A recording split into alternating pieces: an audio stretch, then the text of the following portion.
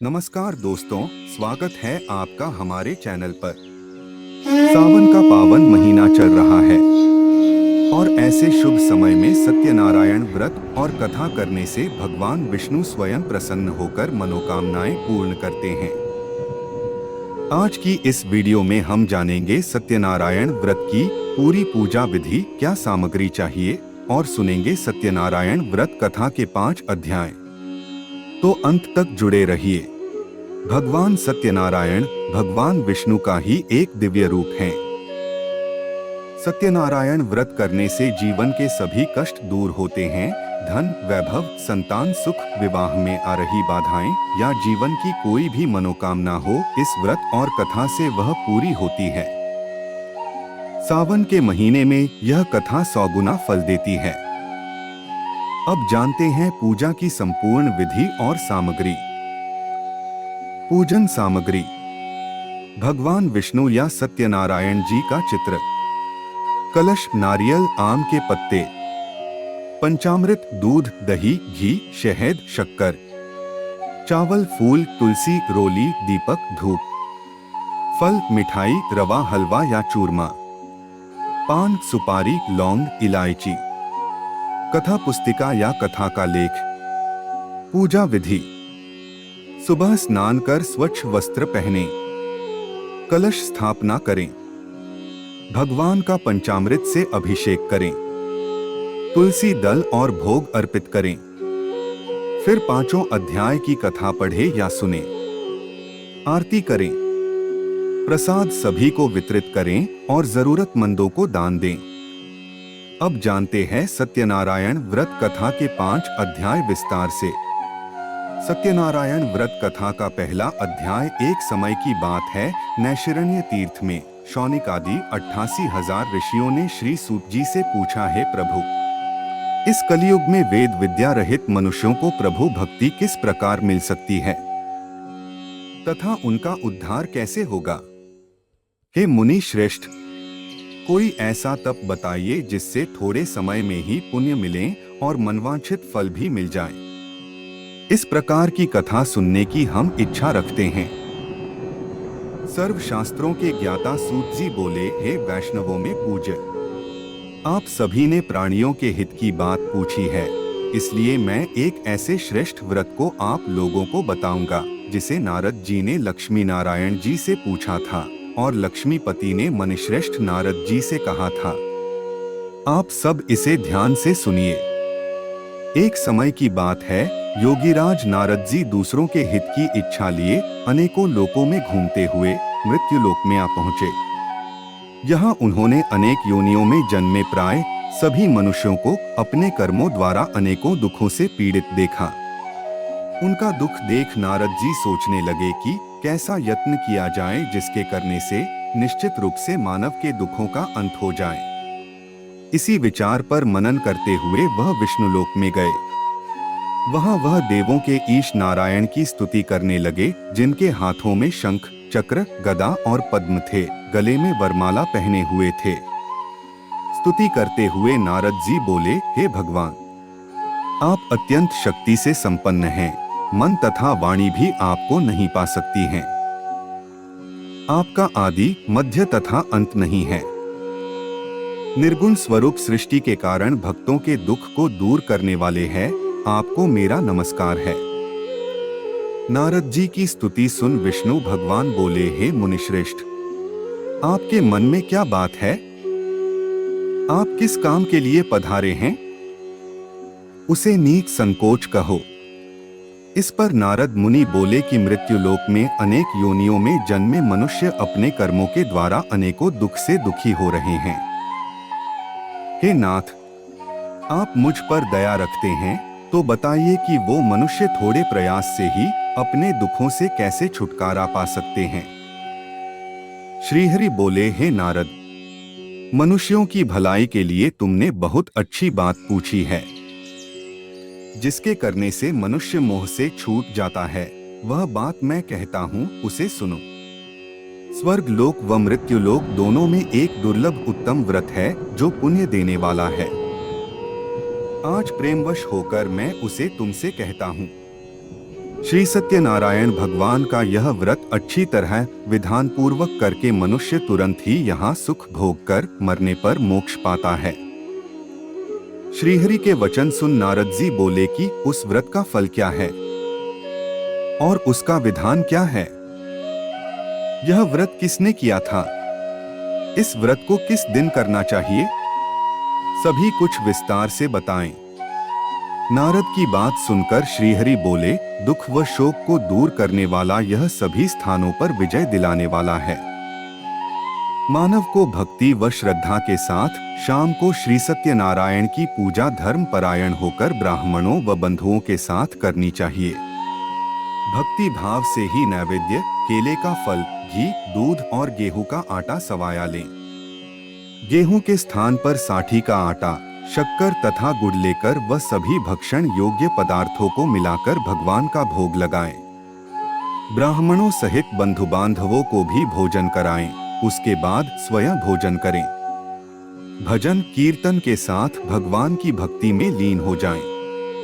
इस तरह से सत्यनारायण भगवान का यह व्रत करने पर मनुष्य की सारी इच्छाएं निश्चित रूप से पूरी होती हैं।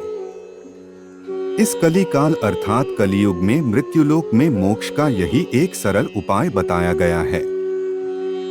श्री सत्यनारायण व्रत कथा का पहला अध्याय संपूर्ण। बोलिए श्री सत्यनारायण भगवान की जय। सत्यनारायण भगवान की व्रत कथा का दूसरा अध्याय। सूत जी बोले, हे ऋषियों, जिसने पहले समय में इस व्रत को किया था उसका इतिहास कहता हूँ, ध्यान से सुनो। सुंदर काशीपुरी नगरी में एक अत्यंत निर्धन ब्राह्मण रहता था। भूख प्यास से परेशान वह धरती पर घूमता रहता था। ब्राह्मणों से प्रेम करने वाले भगवान ने एक दिन ब्राह्मण का वेश धारण कर उसके पास जाकर पूछा, हे विप्र, नित्य दुखी होकर तुम पृथ्वी पर क्यों घूमते हो? दीन ब्राह्मण बोला, मैं निर्धन ब्राह्मण हूँ, भिक्षा के लिए धरती पर घूमता हूँ। हे भगवान, यदि आप इसका कोई उपाय जानते हो तो बताइए। वृद्ध ब्राह्मण कहता है कि सत्यनारायण भगवान मनोवांछित फल देने वाले हैं, इसलिए तुम उनका पूजन करो। इसे करने से मनुष्य सभी दुखों से मुक्त हो जाता है। वृद्ध ब्राह्मण बनकर आए सत्यनारायण भगवान उस निर्धन ब्राह्मण को व्रत का सारा विधान बताकर अंतर्धान हो गए। ब्राह्मण मन ही मन सोचने लगा कि जिस व्रत को वृद्ध ब्राह्मण करने को कह गया है, मैं उसे जरूर करूंगा। यह निश्चय करने के बाद उसे रात में नींद नहीं आई। वह सवेरे उठकर सत्यनारायण भगवान के व्रत का निश्चय कर भिक्षा के लिए चला गया। उस दिन निर्धन ब्राह्मण को भिक्षा में बहुत धन मिला, जिससे उसने बंधु बांधवों के साथ मिलकर श्री सत्यनारायण भगवान का व्रत संपन्न किया। भगवान सत्यनारायण का व्रत संपन्न करने के बाद वह निर्धन ब्राह्मण सभी दुखों से छूट गया और अनेक प्रकार की संपत्तियों से युक्त हो गया। उसी समय से यह ब्राह्मण हर माह इस व्रत को करने लगा। इस तरह से सत्यनारायण भगवान के व्रत को जो मनुष्य करेगा वह सभी प्रकार के पापों से छूटकर मोक्ष को प्राप्त होगा। जो मनुष्य इस व्रत को करेगा वह भी सभी दुखों से मुक्त हो जाएगा। सूत जी बोले कि इस तरह से नारद जी से नारायण जी का कहा हुआ श्री सत्यनारायण व्रत को मैंने तुमसे कहा। हे विप्रो, मैं अब और क्या कहूँ? ऋषि बोले, हे मुनिवर, संसार में उस विप्र से सुनकर और किस किस ने इस व्रत को किया, हम सब इस बात को सुनना चाहते हैं। इसके लिए हमारे मन में श्रद्धा का भाव है। सूत जी बोले, हे मुनियों, जिसने इस व्रत को किया है वे सब सुनो। एक समय वही विप्र धन व ऐश्वर्य के अनुसार अपने बंधु बांधवों के साथ इस व्रत को करने को तैयार हुआ। उसी समय एक लकड़ी बेचने वाला बूढ़ा आदमी आया और लकड़ियां बाहर रखकर अंदर ब्राह्मण के घर में गया। प्यास से दुखी वह लकड़हारा उनको व्रत करते देख विप्र को नमस्कार कर पूछने लगा कि आप यह क्या कर रहे हैं? तो उन्होंने बताया कि व्रत कर रहा हूँ तथा इसे करने से क्या फल मिलेगा, कृपया मुझे भी बताएं। ब्राह्मण ने कहा कि सब मनोकामनाओं को पूरा करने वाला यह सत्यनारायण भगवान का व्रत है। इनकी कृपा से ही मेरे घर में धन धान्य आदि की वृद्धि हुई है। विप्र से सत्यनारायण व्रत के बारे में जानकर लकड़हारा बहुत प्रसन्न हुआ। चरणामृत लेकर व प्रसाद खाने के बाद वह अपने घर गया। लकड़हारे ने अपने मन में संकल्प किया कि आज लकड़ी बेचने से जो धन मिलेगा उसी से श्री सत्यनारायण भगवान का उत्तम व्रत करूंगा। मन में इस विचार को ले बूढ़ा आदमी सिर पर लकड़ियां रख उस नगर में बेचने गया जहां धनी लोग ज्यादा रहते थे। उस नगर में उसे अपनी लकड़ियों का दाम पहले से 4 गुना अधिक मिलता है। बूढ़ा प्रसन्नता के साथ दाम लेकर केले, शक्कर, घी, दूध, दही और गेहूं का आटा ले और सत्यनारायण भगवान के व्रत की अन्य सामग्रियां लेकर अपने घर गया। वहां उसने अपने बंधु बांधवों को बुलाकर विधि विधान से सत्यनारायण भगवान का पूजन और व्रत किया। इस व्रत के प्रभाव से वह बूढ़ा लकड़हारा धन पुत्र आदि से युक्त होकर संसार के समस्त सुख भोग अंत काल में बैकुंठ धाम चला गया। श्री सत्यनारायण व्रत कथा का दूसरा अध्याय संपूर्ण। बोलिए श्री सत्यनारायण भगवान की जय। सत्यनारायण भगवान की व्रत कथा का तीसरा अध्याय। सूत जी बोले, हे श्रेष्ठ मुनियों, अब आगे की कथा कहता हूँ। पहले समय में उल्कामुख नाम का एक बुद्धिमान राजा था। वह सत्यवक्ता और जितेंद्रिय था। प्रतिदिन देव स्थानों पर जाता और निर्धनों को धन देकर उनके कष्ट दूर करता था। उसकी पत्नी कमल के समान मुख वाली तथा सती साध्वी थी। भद्रशिला नदी के तट पर उन दोनों ने श्री सत्यनारायण भगवान का व्रत किया। उसी समय साधु नाम का एक वैश्य आया। उसके पास व्यापार करने के लिए बहुत सा धन भी था। राजा को व्रत करते देखकर वह विनय के साथ पूछने लगा, हे राजन, भक्तिभाव से पूर्ण होकर आप यह क्या कर रहे हैं? मैं सुनने की इच्छा रखता हूं तो आप मुझे बताएं। राजा बोला, हे साधु, अपने बंधु बांधवों के साथ पुत्रादि की प्राप्ति के लिए एक महाशक्तिमान श्री सत्यनारायण भगवान का व्रत व पूजन कर रहा हूँ।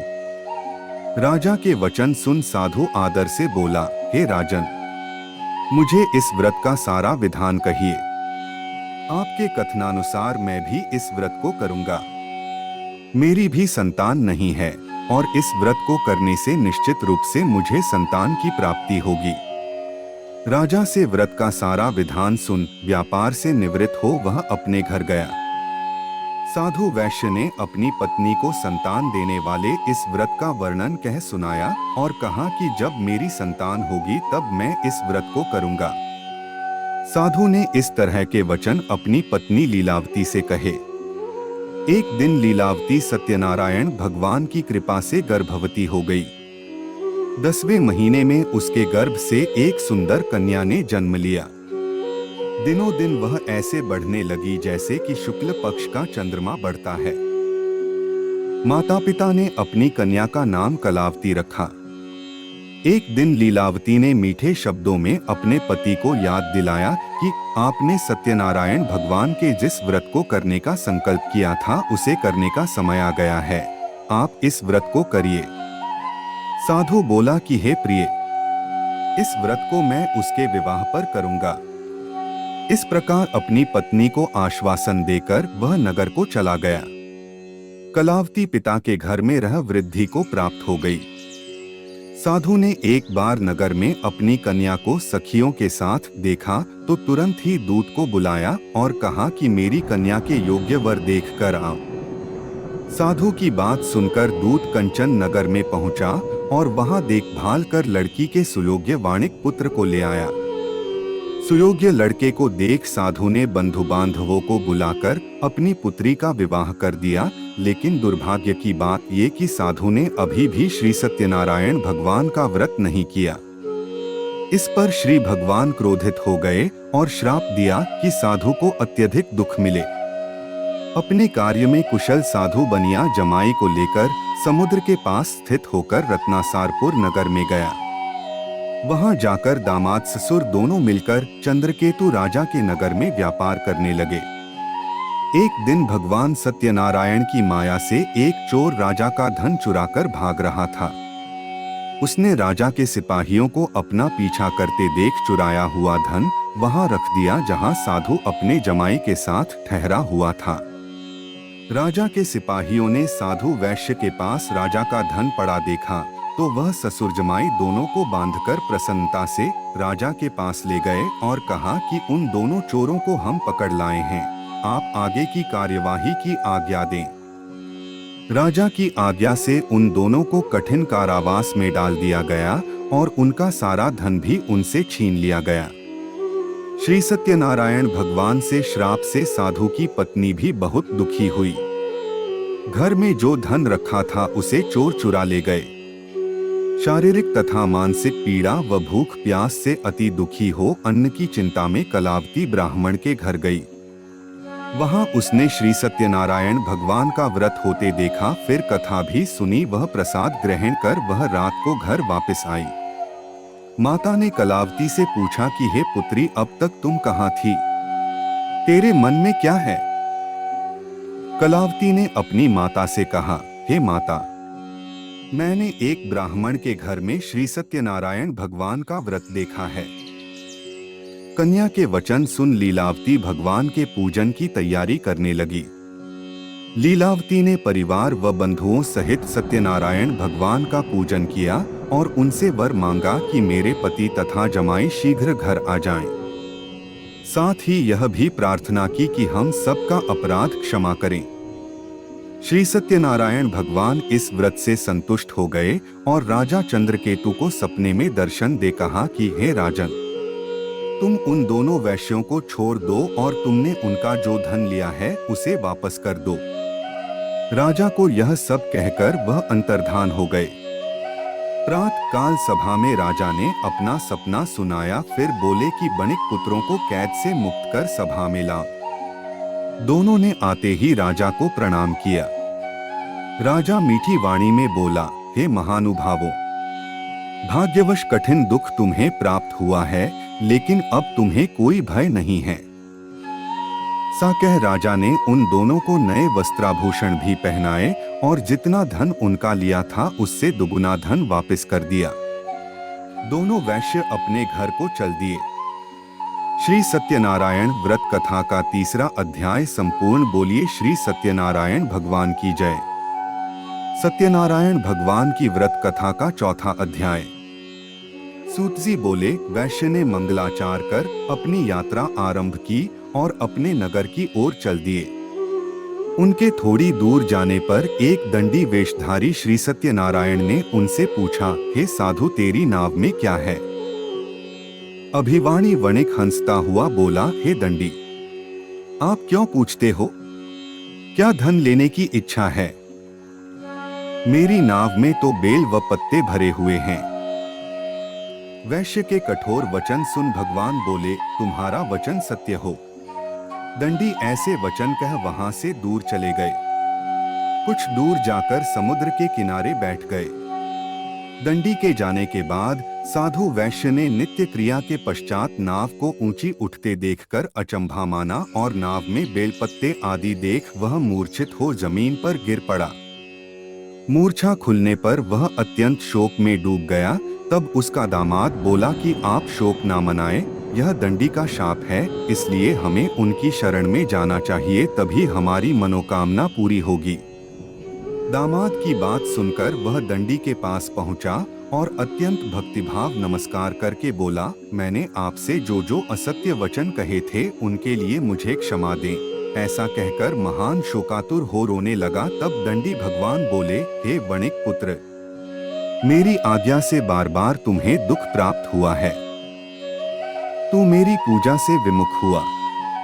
साधु बोला, हे भगवान, आपकी माया से ब्रह्मा आदि देवता भी आपके रूप को नहीं जानते, तब मैं अज्ञानी कैसे जान सकता हूँ? आप प्रसन्न होइए, अब मैं सामर्थ्य के अनुसार आपकी पूजा करूँगा। मेरी रक्षा करो और पहले के समान नौका में धन भर दो। साधु वैश्य के भक्तिपूर्वक वचन सुनकर भगवान प्रसन्न हो गए और उसकी इच्छानुसार वरदान देकर अंतर्धान हो गए। ससुर जमाई जब नाव पर आए तो नाव धन से भरी हुई थी। फिर वहीं अपने अन्य साथियों के साथ सत्यनारायण भगवान का पूजन कर अपने नगर को चल दिए।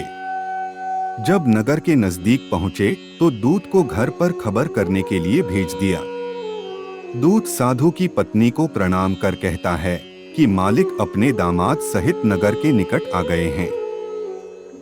दूत की बात सुन साधु की पत्नी लीलावती ने बड़े हर्ष के साथ सत्यनारायण भगवान का पूजन कर अपनी पुत्री कलावती से कहा कि मैं अपने पति के दर्शन को जाती हूँ, तू कार्य पूर्ण कर शीघ्र आ जा। माता के से वचन सुन कलावती जल्दी में प्रसाद छोड़ अपने पति के पास चली गई। प्रसाद की अवज्ञा के कारण श्री सत्यनारायण भगवान रुष्ट हो गए और नाव सहित उसके पति को पानी में डुबो दिया। कलावती अपने पति को वहां ना पाकर रोती हुई जमीन पर गिर गई। नौका को डूबा हुआ देख व कन्या को रोता देख साधु दुखी होकर बोला कि हे प्रभु, मुझसे तथा मेरे परिवार से जो भूल हुई है उसे क्षमा करें। साधु के दीन वचन सुनकर श्री सत्यनारायण भगवान प्रसन्न हो गए और आकाशवाणी हुई, हे साधु, तेरी कन्या मेरे प्रसाद को छोड़कर आई है, इसलिए उसका पति अदृश्य हो गया है। यदि वह घर जाकर प्रसाद खाकर लौटती है तो इसे इसका पति अवश्य मिलेगा। ऐसी आकाशवाणी सुन कलावती घर पहुंचकर प्रसाद खाती है और फिर आकर अपने पति के दर्शन करती है। उसके बाद साधु अपने बंधु बांधवों सहित श्री सत्यनारायण भगवान का विधि विधान से पूजन करता है। इस लोक का सुख भोग वह अंत में स्वर्ग जाता है। श्री सत्यनारायण व्रत कथा का चौथा अध्याय संपूर्ण। बोलिए श्री सत्यनारायण भगवान की जय। सत्यनारायण भगवान की व्रत कथा का 5वां अध्याय। सूत जी बोले, हे ऋषियों, मैं और भी एक कथा सुनाता हूँ, उसे भी ध्यानपूर्वक सुनो। प्रजापालन में लीन तुंगध्वज नाम का एक राजा था। उसने भी भगवान का प्रसाद त्याग कर बहुत ही दुख सहन किया। एक बार वन में जाकर वन्य पशुओं को मारकर वह बड़ के पेड़ के नीचे आया। वहां उसने ग्वालों को भक्तिभाव से अपने बंधुओं सहित सत्यनारायण भगवान का पूजन करते देखा। अभिमानवश राजा ने उन्हें देखकर भी पूजा स्थान में नहीं गया और ना ही उसने भगवान को नमस्कार किया। ग्वालों ने राजा को प्रसाद दिया, लेकिन उसने वह प्रसाद नहीं खाया और प्रसाद को वहीं छोड़ वह अपने नगर को चला गया। जब वह नगर में पहुंचा तो वहां सब कुछ तहस नहस हुआ पाया तो वह शीघ्र ही समझ गया कि यह सब भगवान ने ही किया है। वह दोबारा ग्वालों के पास पहुंचा और विधि पूर्वक पूजा करके प्रसाद खाया तो श्री सत्यनारायण भगवान की कृपा से सब कुछ पहले जैसा हो गया। दीर्घकाल तक सुख भोगने के बाद मरणोपरांत उसे स्वर्गलोक की प्राप्ति हुई। जो मनुष्य परम दुर्लभ इस व्रत को करेगा तो भगवान सत्यनारायण की अनुकंपा से उसे धन धान्य की प्राप्ति होगी। निर्धन धनी हो जाता है और भयमुक्त हो जीवन जीता है। संतानहीन मनुष्य को संतान सुख मिलता है और सारे मनोरथ पूर्ण होने पर मानव अंतकाल में बैकुंठ धाम को जाता है। सूत जी बोले, जिन्होंने पहले इस व्रत को किया है अब उनके दूसरे जन्म की कथा कहता हूँ। वृद्ध शतानंद ब्राह्मण ने सुदामा का जन्म लेकर मोक्ष की प्राप्ति की। लकड़हारे ने अगले जन्म में निषाद बनकर मोक्ष प्राप्त किया। उल्कामुख नाम का राजा दशरथ होकर बैकुंठ को गए। साधु नाम के वैश्य ने मोरध्वज बनकर अपने पुत्र को आरे से चीरकर मोक्ष पाया। महाराज तुंगध्वज ने स्वयंभू होकर भगवान में भक्ति युक्त होकर कर मोक्ष पाया।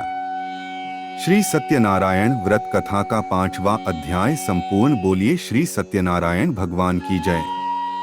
कथा का सार।